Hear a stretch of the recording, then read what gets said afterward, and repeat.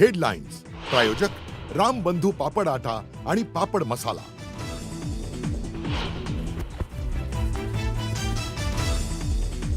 विलीनीकरणानंतर अमोल कोल्हे राष्ट्रवादीचे प्रदेशाध्यक्ष झाले असते, अजितदादांचीच इच्छा होती।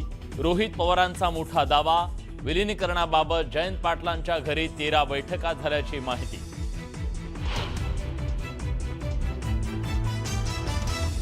अजित पवार यांच्या विमान स्फोटामागचं कारण अधिकचं इंधन असू शकतं। विमानाच्या टाक्या पूर्ण भरण्याची गरज काय होती? रोहित पवार यांचा सवाल।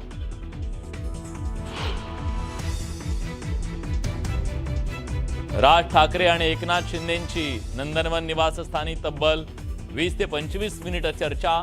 सभागृहातील कामकाजात मनसेचं सहकार्य राहील, राज ठाकरेंची ग्वाही, सूत्रांची माहिती। भिगवणमधील तरुणीच्या अपहरण प्रकरणाला वेगळं वळण। अपहरण झालं नसल्याची त्या तरुणीनं दिली माहिती। तरुणासोबत प्रेमसंबंध असल्याचं तरुणीनं केलं मान्य। भिगवणमधील तरुणीचा जबरदस्तीनं व्हिडिओ काढल्याचा गोपीचंद पडळकरांचा आरोप, तर तरुणाला वाचवण्याचा प्रयत्न होत असल्याचा दावा। घटनेच्या निषेधार्थ हिंदू जन आक्रोश मोर्चा। मालेगाव महापालिकेत पहिलीच महासभा वादळी। महापौर उपमहापौरांना संविधान आणि महापुरुषांचा फोटो दिला भेट। टिपू सुलतानच्या फोटोवरून झाला होता वाद। चंद्रपूर पालिका प्रकरणी काँग्रेस चौकशी समिती नेमणार। चंद्रपुरात नगरसेवकांची संख्या असूनही महापौर का बसवता आला नाही याची चौकशी होणार। वडेट्टीवार दानोरकर वादाचा चंद्रपुरात काँग्रेसला फटका।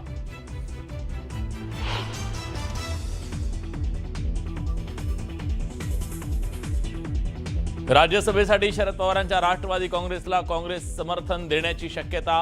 विधान परिषदेतल्या एका जागेवर काँग्रेस दावा करणार असल्याची चर्चा।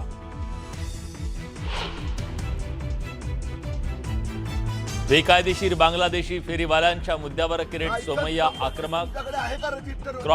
क्रॉफर्ड मार्केट मधल्या फेरीवाल्यांवर कारवाईची मागणी। आणि मुंबई लोकलमध्ये बुरखा घालून ट्रेनमध्ये चढणारी व्यक्ती पोलिसांच्या ताब्यात। सीसीटीव्हीच्या आधारे शोध घेत नाशकात केली अटक।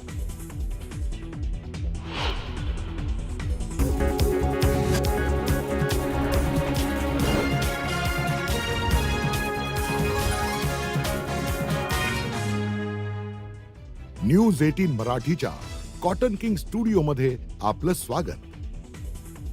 मंडळी नमस्कार, मी विलास बडे, तुम्ही पाहताय आपला महाराष्ट्र। अजित पवार यांच्या विमान अपघाताच्या संदर्भात गेल्या 24 तासात 2 महत्त्वाच्या घटना घडल्या।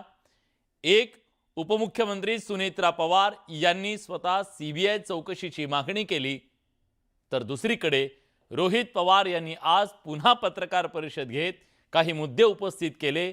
आमदार रोहित पवारांनी अजित पवार यांच्या विमान अपघात प्रकरणात मोठे गौप्यस्फोट केले।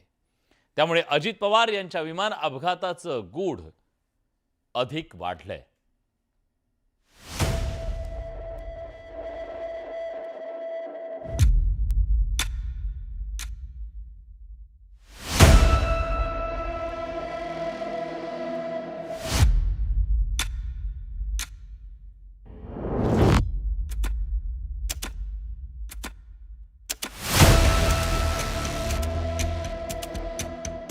रोहित पवार यांनी पुन्हा एकदा पत्रकार परिषद घेऊन नवे प्रश्न उपस्थित केले। रोहित पवारांच्या प्रश्नांमुळे संशयाचं धुकं अधिक गडद झाल्यानं राजकीय वर्तुळात आणि राज्यात पुन्हा चर्चांना उधाण आलंय।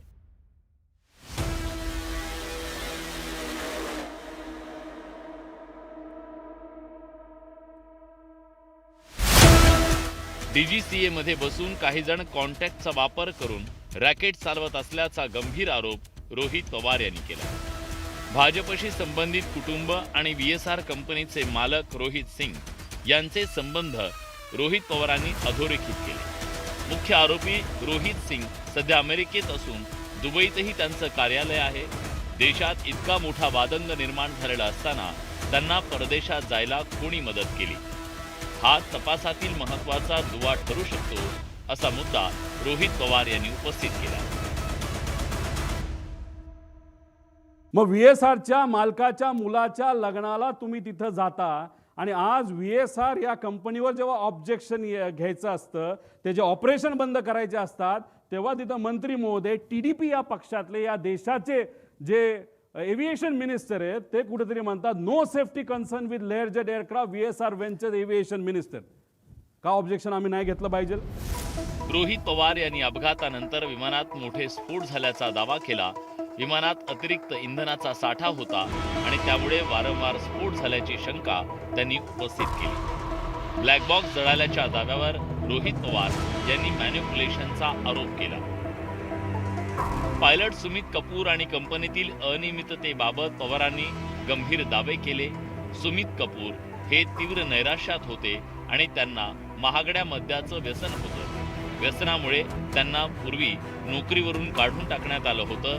तसंच पायलटचं लायसन रद्द होणं, अनधिकृतरित्या 2 विमानं उडवणं या बाबी अत्यंत गंभीर असल्याचं रोहित पवार म्हणाले. मुख्य पायलट सुमित कपूर याच्यामध्ये हे सगळे आम्ही विषय त्याच्यामध्ये मागितलेले आहेत. त्यांना कौटुंबिक अडचण होती. आता ती कौटुंबिक अडचण खूप खोलात जाऊन मी म्हणणार नाही आणि त्या विषयाला धरून त्याचं ब्लॅकमेल तिथं झालं असावं आणि मग ते ब्लॅकमेल त्या ठिकाणी झालं असल्यामुळेच ते जे काही घटना घडल्या अशी शंका आहे. अजित पवारांच्या अपघातावर प्रश्न उपस्थित करत असल्यामुळे कुटुंबियांना माझी काळजी वाटत असल्याचं रोहित पवार यांनी सांगितलं. मात्र मी लढणार नाही तर मग कोण लढणार असा प्रश्न रोहित पवारांनी उपस्थित केला. भीती मला वाटत नाही, पण माझ्या परिवाराला 100% त्या ठिकाणी भीती वाटते. एवढ्या मोठ्या लोकांना जर तू अंगावर घेत असेल, त्याच्याचबरोबर एवढी मोठी लोक जर कुणी असेल, कारण ही घटना घडवायला फार मोठे लोक त्याच्या मागे असू शकतात, नाही तर लागतील. आणि मग या लोकांना तू अंगावर घेत असतील तर आम्हाला तुझी काळजी वाटते. हे माझ्या पत्नीला सुद्धा मला बोलून दाखवलं आहे, माझ्या मुलांनी मला बोलून दाखवलं आहे, माझ्या आईवडिलांनी आणि माझ्या सासऱ्यांनी आणि सगळ्या जवळच्या लोकांनी ते बोलून दाखवलेलं आहे.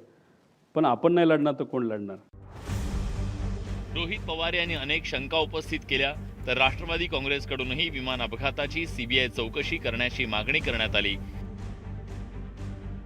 मुख्यमंत्री देवेंद्र फडणवीसांना उपमुख्यमंत्री सुनेत्रा पवार, प्रफुल्ल पटेल, सुनील तटकरे, मुश्रीफ, पार्थ पवार यांच्या उपस्थितीत निवेदन देण्यात आलं. दरम्यान रोहित पवारांनी घेतलेल्या पत्रकार परिषदेमुळे विमान कंपनी आणि चौकशीबाबत संभ्रम निर्माण झाला. त्यामुळे राष्ट्रवादी काँग्रेसकडून याबाबत थेट वक्तव्य करण्यात आलं. जे काय झालं त्यामध्ये विमान कंपनीची जबाबदारी सर्वात मोठी आहे आणि त्यांची हे चूक असेल. आणि मला प्रारंभिक असं वाटते, मी असं नाही म्हणत चौकशी, पण मला असं वाटते की नक्कीच विमान कंपनी मोठ्या प्रमाणे या दुर्घटनामध्ये जबाबदार आहे.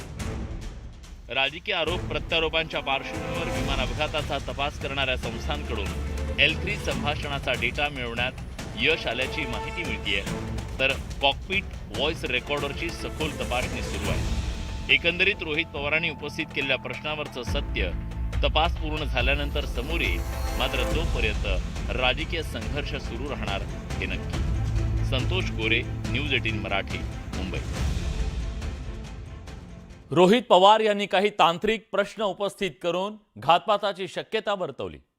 पण त्याच वेळेला त्यांनी विमान अपघाताच्या घातपाताच्या कथित थिअरीला विलिनीकरणाचा राजकीय अँगल देण्याचाही प्रयत्न केला.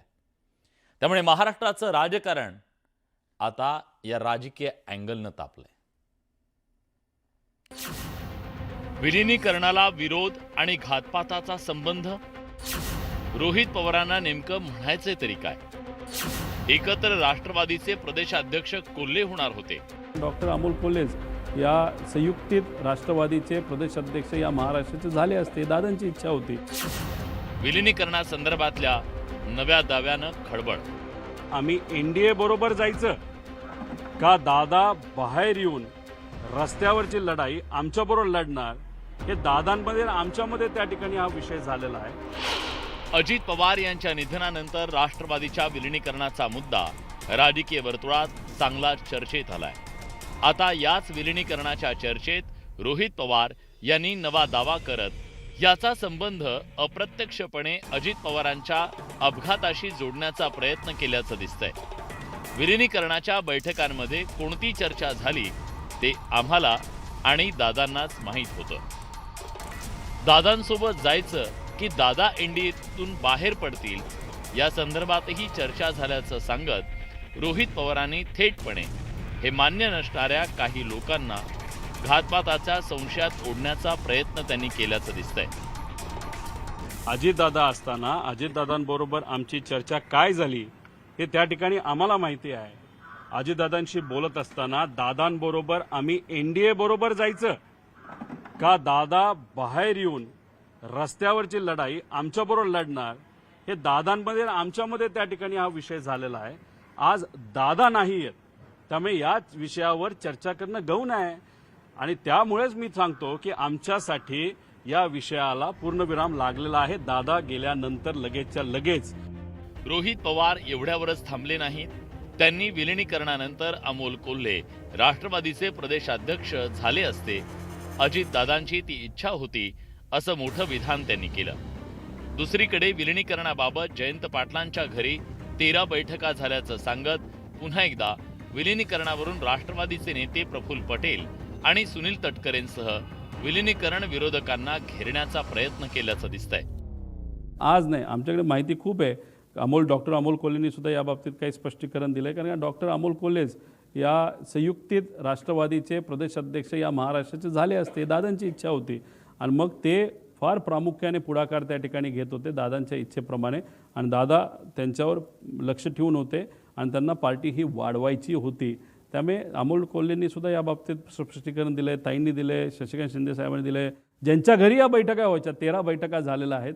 CCTV कॅमेरा कुठून घ्यायचा हे तुम्हाला त्या ठिकाणी माहिती आहे. तुम्ही ट्रॅफिकचा घ्या, नाहीतर मंत्री लोढा साहेबांच्या घराच्या समोरचा घ्या. तिथं दादा तुम्हाला 13 वेळा वेगवेगळ्या गाडीमध्ये, पण घर एक जयंत पाटील साहेबांचंच आणि जयंत पाटील साहेबांनी सुद्धा यात स्पष्टीकरण दिलेलं आहे. रोहित पवार यांनी एकामागून एक दावे करत विलिनीकरणाला विरोध करणाऱ्या नेत्यांची कोंडी करण्याचा प्रयत्न केला, पण राष्ट्रवादीचे नेते मात्र अजून तरी विलिनीकरणाच्या प्रश्नावर बोलणं टाळतायत.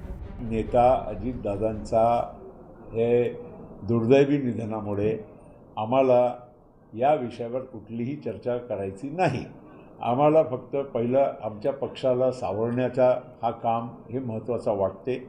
आमच्या आमच्या आमदारांनी सुनेत्रा वहिनी पवार यांना विधिमंडळाचा नेता निवडलेला आहे.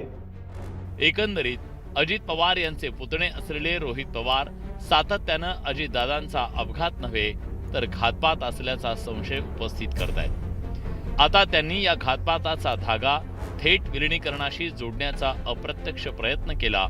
त्यामुळे आता रोहित पवार विलिनीकरण आणि घातपात हे एकमेकांशी जोडून कुणाला आरोपीच्या पिंजऱ्यात उभं करण्याचा प्रयत्न करतायत का, असा सवाल उपस्थित केला जातोय. रोहित पवारांच्या या दाव्यांचा काय राजकीय परिणाम होतो हे पाहणं महत्त्वाचं ठरणार आहे. Bureau report, news 18 Marathi.